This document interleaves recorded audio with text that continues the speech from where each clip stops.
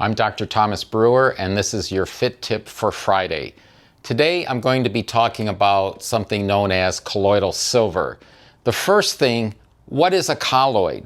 We've all heard of colloidal silver, but a colloid is a stabilized suspension, meaning something is suspended in perhaps a liquid and it's not settling to the bottom. So orange juice is a colloid.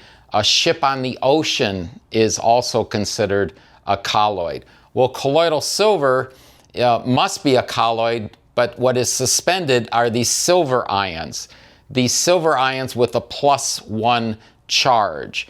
Now, what we don't want is silver with a 0 charge. This is metallic silver. It is very lethal to humans. But once the silver has a +1 charge, it is lethal to parasitic bacteria and other pathogens. How do we get this +1 charge?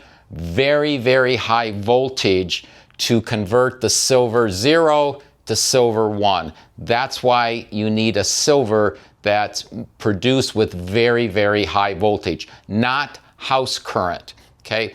The standard concentration that when you buy a colloidal silver is you'll get something with 100 parts per million or even 1,000 parts per million. But the more concentration doesn't mean the silver will be more effective. The optimum concentration is only 10 parts per million. If you buy something that's 100 parts per million and you dilute it 10 to 1, the silver ions are still clumped together. At 10 parts per million, here's what happens. There is enough silver ions that are optimum to get the job done, but they're not stuck together in clusters. So once you go above the 10 parts per million, typically 100 parts per million, the silver ions clump together, and it takes energy to break them apart. You cannot just dilute it. Daily use, colloidal silver is something you don't use every day. You use it when there's a problem like yeast, fungus, or parasitic bacteria in the blood.